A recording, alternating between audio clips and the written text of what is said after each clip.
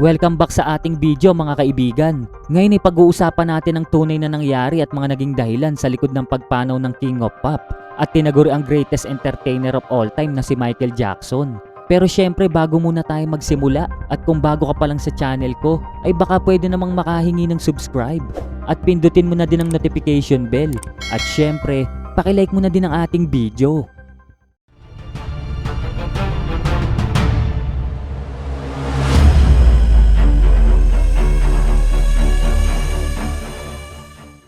Si Michael Jackson na siguro ang masasabi natin na isa sa pinakamagaling na entertainer sa kasaysayan at isa na nga siya sa pinaka-famous na taong nabuhay sa kanyang panahon. Pero sa kabila ng kasikatan at matayog na karir ni Michael Jackson, ay sino ba naman ang mag-aakala na dinanas niya palang iba't ibang pagsubok at hindi magagandang pangyayari? Gaya noong 1984 during the shooting of Pepsi commercial, kung saan ay nasunog nga ang kanyang ulo at iba pang parte ng katawan. Kaya dito ay nagtamo nga siya ng pinsala. Pero bukod nga sa tinamong third degree burn dahil sa nangyaring aksidente, ay na-introduce na din si Jackson sa world of pain medication and plastic surgery. At noong 1999 sa kalagitnaan nga ng kanyang show, kung saan ay nagkaroon nga ng aerial platform malfunction at nalaglag nga siya mula sa taas na 50 feet. At dahil sa aksidenteng ito, ay nagkaroon nga ng permanent damage sa kanyang spinal cord. Kaya pagkatapos ng show ay nag-collapse kaagad si Jackson at mabilis din siyang isinugod sa ospital, kung saan ay binigyan kaagad siya ng mga serious painkillers. Kaya simula nga ng pangyayari na yon, ang back pain at pain medication ay naging essential na sa buhay ni Michael Jackson.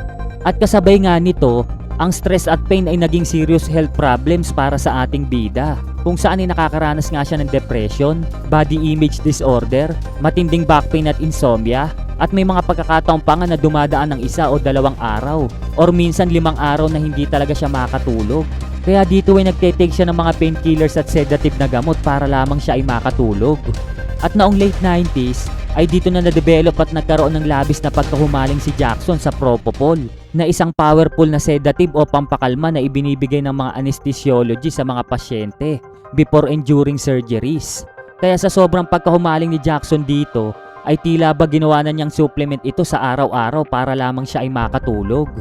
At noong early 2009 nga, ay nag-sign si Jackson ng kontrata sa media giant na EAG upang i-organize ang series ng kanyang concert sa London na may title na This Is It Tour na tinaguri ang comeback ng greatest entertainer makaraan ng halos isang dekada. Kung saan ay naka-schedule nga ang first series concert niya noong July 2009 sa O2 Arena sa London. Kaya dito ay nagsimula na nga siya sa kanyang rehearsal noong late April sa Staples Center sa Los Angeles. At dahil nga sa medyo may kalayuan ng bahay ni Jackson papuntang Staples Center, ay talagang napagod din siya sa araw-araw na preparation at rehearsal para sa concert. At dahil nga sa halos 10 years siyang natigil sa concert at ganitong activity, ay nanibago ang kanyang katawan at isip sa ganitong preparation. At sa kabilang dako naman, bukod sa pagiging magaling na entertainer ni Jackson, ay talagang nakilala din siya sa pagiging energetic pagdating sa kanyang mga concert. Kaya sa tuwing rehearsal ay makikita natin na multi-talented talaga ang ating bida. Na bukod nga sa pagkanta at pagsayaw ay siya din ang nagbibigay ng mga strategy sa production crew para mapaganda ang lahat ng kanilang gagawin. At 5 to 6 days a week nga ginagawa nila Jackson ito upang maibalik ang kanyang sharp at smooth na galawan sa mga concert. Dahil halos 10 years itong natigil sa kanyang regular na mga routine. At dahil nga sa sobrang pagod na paghahanda sa kanyang paparating na concert, ay dito na nga kailangan makabawi ng matinding tulog at pahinga ni Jackson para mas maging handa at nasa kondisyon siya pagdating ng concert. Pero noong mga time na yon, sa kabila ng struggles ni Jackson sa pagtulog, ay sumabay pa ang matinding back pain niya. Kaya dito ay patuloy pa din niyang tinetake ang mga pampakalma niyang gamot na propofol at benzodiazepine. Pero dahil nga hindi basta-basta at sensitibo ang paggamit ng propofol, ay dito na nga kinakailangan ng assistance ng kanyang medical doctor. At bilang parte ng pinirmahan niyang kontrata, ay dito na nga siya nag-request sa AEG na mag-hire ng personal physician upang masuportahan siya during his concert tour. Kaya dito ay hiner nga ng AEG si Dr. Conrad Murray na matagal na din kakilala ni Jackson bago pa maganap ang kanilang preparation para sa concert. At may background na nga din siya sa maselang kalagayan ng ating bida. At dumako na nga tayo sa eksaktong nangyari kay MJ.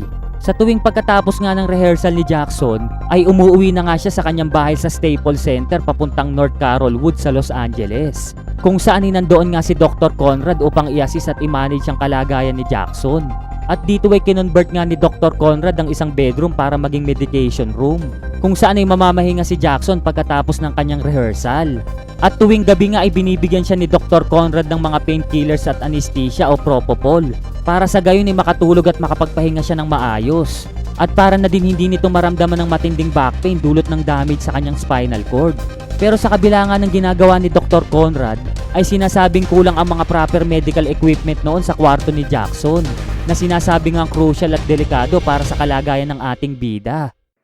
At noong June 25, 2009 ay wala namang espesyal ng mga gabi na yon at parang normal na routine lang din ang ginagawa ni Dr. Conrad at Jackson, kung saan habang natutulog nga ang ating bida dahil sa pagod sa rehearsal ay dito na nga ginagawa ni Dr. Conrad ang kanyang standard daily routine, kung saan ibinibigyan nga niya ng small amount ng propofol si Jackson at iba pang painkillers para mas maging mahimbing ang pagtulog nito.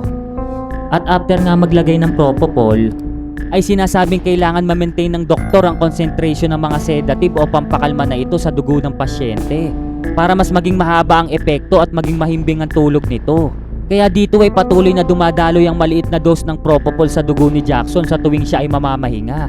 Pero sa kabila nga nito, ang medication room ni Jackson ay kulang sa proper medical equipment. Kaya isa din ito sa naging sanhi ng hindi magandang nangyari sa ating bida. Ayon kasi sa mga eksperto na sa tuwing gagamit ang isang doktor ng propofol sa pasyente ay mahalagang kompleto ang medical equipment nito para ma-monitor at ma-detect ng doktor kung may nangyayaring hindi maganda sa pasyente. Dahil sinasabing ang reaksyon ng katawan ng tao mula sa strong sedative na gamot gaya ng propofol ay nagiging unpredictable o very unpredictable. At masasabi natin na maaaring okay ngayon hanggang sa ibang araw. Pero pagdating ng next week ay magiging iba na ang reaksyon ng katawan natin dito. Gaya nga ng nangyari sa kaso ni Michael Jackson. Sinasabi din na ang pasyenteng gumagamit ng propofol ay nakakaranas ng tatlong bagay na kung tawagin ay mild sedation, moderate sedation, at deep sedation. Sinasabing sa mild at moderate sedation ay may kakayahan pa ang utak at mismong pasyente na makontrol ang kanyang paghinga. Pero kapag nasa stage na ng deep sedation, ay sinasabing nagsha-shuts off na ang utak ng pasyente at wala na din itong kakayahan para makontrol mismo ang sarili niyang paghinga. Kaya kinakailangan nga nito ng ventilators para mabigyan ng oxygen at makasurvive. At sa case nga ni Jackson, dahil sa kawalan ng tamang medical equipment, ay hindi na nga na-monitor at naisave ang buhay ng ating bida, kung saan ay nasa stage na pala siya ng deep sedation. At sinasabi nga din na ang propofol ay kilalang nakakapagdulot ng deep sedation sa mga taong gumagamit nito, lalo na kung sobra-sobrang dose ang nakokonsumo. At sinasabi nga din noong gabi na yon dahil sa kawalan ng sapat na medical equipment, ay hindi na nga na-monitor o na-trace ni Dr. Conrad ang heart rate at pulso ni Jackson. At wala nga din siyang kamalay-malay na noong ilang minutes na pala siyang lumalabas ng medication room, ay ito na pala yung time na tuluyan ng tumigil sa paghinga ang ating bida or yung tinatawag nilang respiratory arrest. At sinasabing noong mga time na tumigil sa paghinga si Jackson ay malaki pa ang tsansa na siya ay mailigtas dahil kailangan niya lang talaga ng oxygen para tuluyang makarecover at makasurvive. Pero noong mga gabi na yon ay tila ba wala sa ulirat at tamang pag-iisip si Dr. Conrad dahil hindi nga niya naisip ang mga bagay-bagay na pwedeng mangyari sa kabila ng kawalan ng tamang medical equipment na kinakailangan ni Jackson.